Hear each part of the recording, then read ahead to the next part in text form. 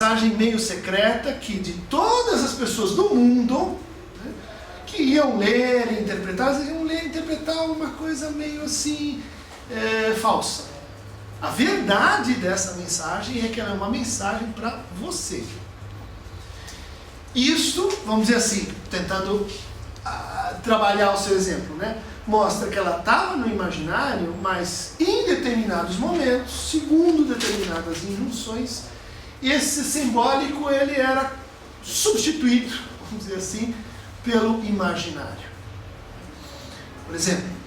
Imaginário ou persecutório? Então, lembra, imaginário, um dos sinônimos é loucura. Por exemplo, isso vai desde quando eu vou à missa, eu estou querendo dizer que vou me encontrar com você naquele bar especial, né? Mensagem secreta, dual, só você e eu que entendemos. Né? Mas também imaginário no sentido da loucura humana.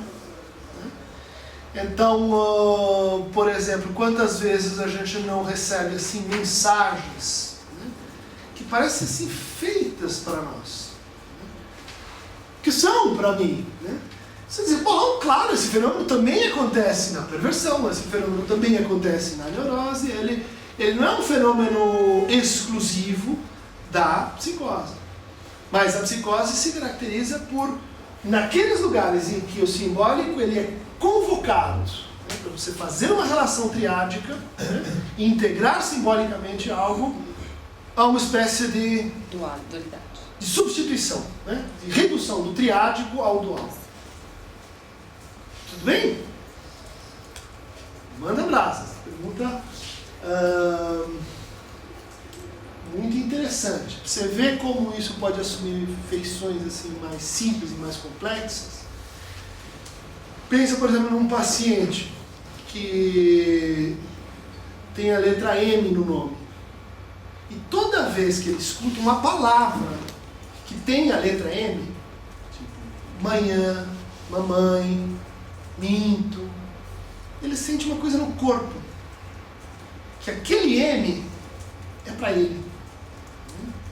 Todo mundo está entendendo, ele percebe que existem outras pessoas no mundo, mas aquela palavra, ela tem algo que se dirige especificamente para mim, ou seja, dual. Tá?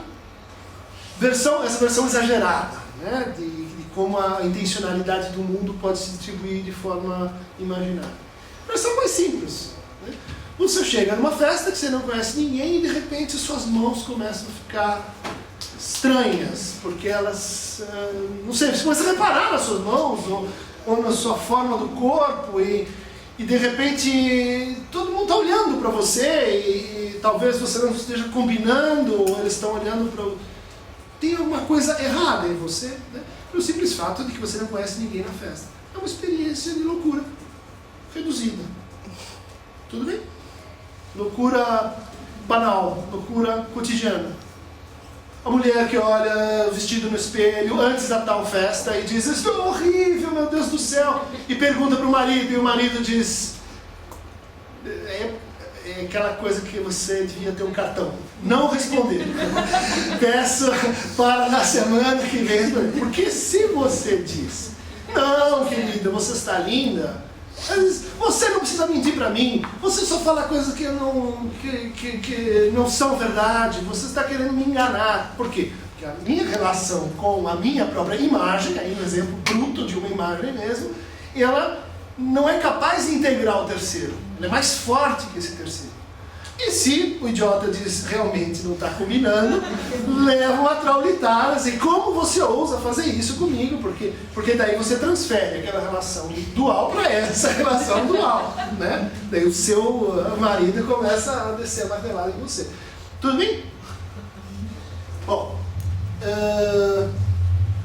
mas tínhamos parado nessa ideia de que isso parece uma crítica muito pouco assim, palatável do conhecimento e, portanto, da ciência. Né? Portanto, Lacan estaria advogando, junto com os surrealistas, uma abolição da razão, né? Uma suspensão da razão. E aqui que entra um sujeito chamado Émile, tinha uma crase, Emil Meyerson, um químico, trabalhou com o Kekulé, Bohr, um químico que foi candidato ao Nobel, né? Escreveu um trabalho de filosofia da ciência em 1908, que o Lacan leu, chamado Identidade e Realidade. Esse trabalho é uma crítica, uma oposição à ciência positivista. Augusto Comte, né, o grande interlocutor desse texto, né, e essa ideia de que conhecer é possuir objetos. Né? Conhecer é se apropriar indefinidamente de objetos cada vez menores, né? De tal forma que o que a gente tem na nossa representação dos objetos é o espelho do objeto tal qual ele é. No fundo, a ciência trabalharia por imaginário. Ela produziria um imaginário mais consistente, bem acabado, que a gente pode dividir por convenção, estabelecer que cada ponto da realidade se liga com um ponto de representação. Tudo bem? Trabalho, por exemplo, do Richard Hort. A filosofia como espelho da natureza mostra como essa é uma metáfora dominante, importante, né? Na teoria do conhecimento e na filosofia. Bom, mas lá atrás, voltando para esse texto, o Meyerson refuta as ideias do Comte, dizendo que não é nada disso. E olha que eu sou um químico, sou um cara de ciência, não sou um sociólogo, assim, um teórico das artes, eu sou um estudioso de como se faz ciência na prática. Um polonês, né, que faz a seguinte partição. Ele diz, olha, se a gente for pensar na estrutura da razão, ela se divide em dois blocos, dois princípios.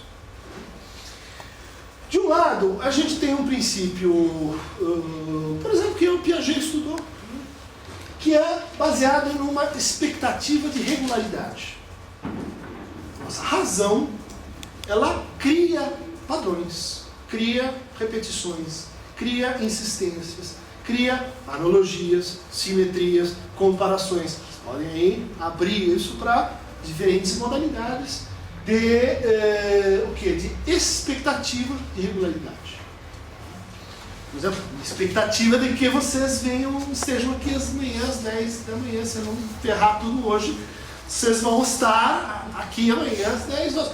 É uma expectativa que organiza a minha experiência, né, a partir do que ele chamou de princípio de legibilidade ou da lei, né, o lawfulness, né, e que a gente só consegue pensar, e talvez no fundo pensar seja isso, né, produzindo leis, né, com leis, estabelecendo determinações. Daí uma definição que ele dá de que pensar é identificar. Pensar é fazer operações do tipo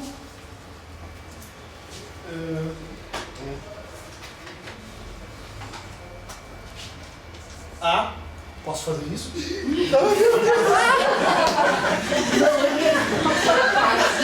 Não conta ninguém, você só jeito disso, traga o Cândido.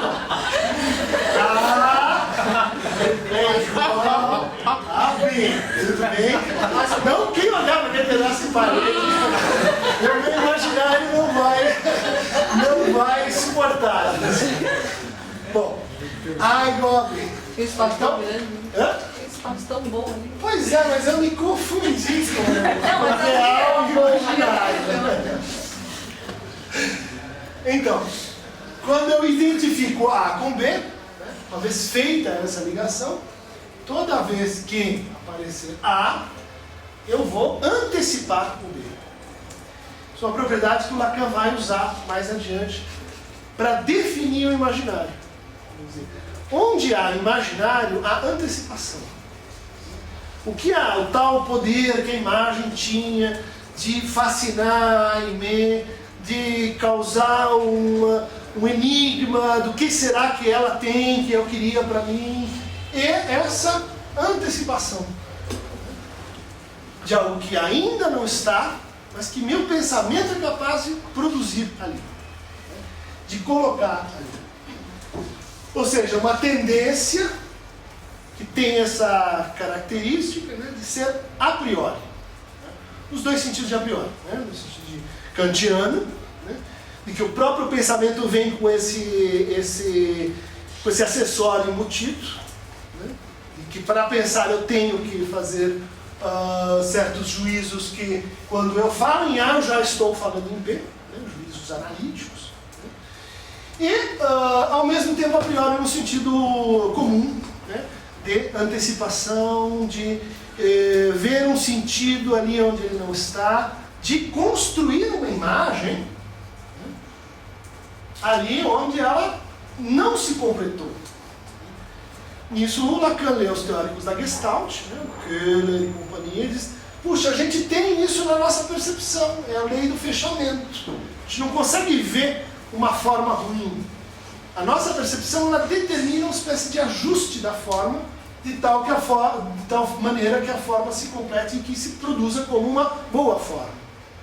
E isso tem um efeito muito interessante, que é, toda vez que eu encontro aquilo que foi antecipado, esperado, há um efeito de prazer. Os macacos lá das Ilhas Canárias, né? Tem a banana, tem os pedaços de vara, e eu tento pegar a banana, não consigo, de repente a face se ilumina. Né? A gente pode dizer, o macaco pensa, e ele pensa com insight. Por quê? Porque ele é capaz de antecipar o ato. Ele pega os pedaços da vara, junta eles e bate e pega a banana. E ele faz isso muito rápida e encadeadamente. Sugerindo o quê? Que ele é capaz de pensar desse jeito. Capaz de pensar por identificação, capaz de trabalhar com ausência, isso é muito importante. Lida com ausência, produzindo no seu lugar uma presença. E age em conformidade com isso. Bom, mas diz o Meyerson, isso não é tudo. Né? Porque além dessa lei da identidade, vamos chamar assim, no primeiro princípio, há um processo, há um agir, né? Há uma atividade, que ele chama de identificação. Então, não confundir, isso Lacan vai trazer para a sua teoria, identidade, lei da identidade, né? E trabalho da identificação. Como se a identidade fosse o produto, né? E a identificação fosse o processo. Então tem atos, tem momentos, né, de identificação. E a cada ato, momento de identificação, eu transformo a identidade. Eu transformo o que seria o A que vai esperar qual B. O que seria o B que vai esperar qual C. Tudo bem? Vejam como está aí a definição que Lacan dá de identificação no texto que eu pedi para vocês lerem, Estágio do Espelho, informador da função do G, tal qual se nos revela a experiência psicanalítica. Nesse texto, Lacan diz assim: a identificação é a transformação que acontece no sujeito toda vez que ele assume uma imagem. Uma teoria assim, simples e extremamente eficaz para explicar uma série de coisas sobre a loucura humana. Toda vez que eu digo, mas tem que ser um ato de reconhecimento. Veja só, não estamos mais falando do conhecimento, mas coloquem um reconhecimento. E nessa passagem do conhecimento 2 para o reconhecimento, nós temos o 3. Qual que é o erro do Comte? O erro do Comte é achar que a gente começa a saber do nada. A gente começa a saber como uma tábula rasa que vai se imprimindo impressões e representações, etc. Ou seja, que o conhecimento ele é uma relação a dois. Não é. Todo conhecimento, na verdade, é um caso particular de operações de reconhecimento. Conhecer de novo. Isso explica a natureza do símbolo. O símbolo, um significante, um signo, um índice, um traço, né? Ele é sempre o quê? Um suporte para operações de reconhecimento. Ele é um meio, ele é sustentação para operações de reconhecimento. Então, aquilo, por exemplo, no nosso caso, o Meyerson falou isso e aquilo em 1908. Esses que estão escritos, essa imagem que está sendo projetada aqui, é um suporte para que a gente o quê? Reconheça o que esse autor disse num determinado momento, num determinado tempo no espaço. Tudo bem? Veja só, ele inverteu com essa ideia simples, mas eu considero assim brilhante, a relação que a gente intuitivamente tem entre a ciência e a psicologia, ou a filosofia, nesse caso. Normalmente a gente entende que o conhecimento científico, assim, ele é um modelo para que a gente pense as nossas relações interhumanas. As interações. Isso aqui está dizendo o contrário. Primeiro tem as nossas interações. Primeiro existe o quê? O fato social. Existem comunidades que trocam símbolos, práticas e assim por diante. E a ciência, e o que a gente chama de conhecimento, é como se fosse uma regulação concentrada, né? Circunscrita desse processo. Tudo bem, gente? Daí para a definição fundamental da relação entre simbólico e imaginário. Toda vez que eu reconheço-me numa imagem, eu me transformo em outra coisa. A identificação é a transformação que acontece no eu, quando ele é capaz de dizer, esta imagem, isso sou eu. Ou seja, se eu disser diante da imagem de um elefante, isso sou eu, não é que eu me transformo no elefante, mas eu me transformo de alguma forma. Se eu disser essa imagem, Napoleão, isso sou eu me transformo. Pergunta é, o que é um verdadeiro ato de reconhecimento? Quando eu digo isso, de fato essa transformação acontece? Bom, a resposta é simples. Isso acontece toda vez que o meu ato é reconhecido como um ato simbólico. Sacaram como ele cruza as duas instâncias? Tem processo de identidade, né, que está, vamos dizer assim, mais do lado do imaginário, mais do lado da produção de identidades, e a identificação, que é o ato, né, que é o momento no tempo. Porque se isso aqui fala do espaço, né, e se isso aqui suprime o tempo, né, A igual a B, mas eu não tive que dizer quando que A é A igual a B. A igual a B em todos os universos possíveis, todos os mundos possíveis, A igual a B. Repararam nesse truque? É esse truque que o Meyerson aponta, critica o Comte, e o Lacan diz, bom, mas isso é sensacional. Isso a psicanálise de certa forma já faz sem saber o que faz. Ou seja, tem a supressão do tempo, tem uma espacialização do eu, por isso que o eu vem de uma imagem, e do outro lado, o princípio da causalidade. Uma identificação, vamos dizer assim, A, mudar o símbolo, né? Para B. Qual que é a diferença? Esse símbolo aqui, congruência, ele exprime o tempo que levou para A chegar a B. Ele liga o antecedente com o consequente. Qual que é o truque da ciência? Ela suprime esse tempo. Ela suprime esse tempo por motivos meramente metodológicos. Condições ideais de pressão e temperatura. Aqueles exercícios que a gente faz em física. Ou seja, e eles fazem com que a identificação, que é o que está no mundo físico, né, seja substituída pela identidade. A gente toma como se fosse a mesma coisa. O processo de transformação, a causa A do efeito B. Isto aqui a gente junta com A igual a B. Não é. Não é.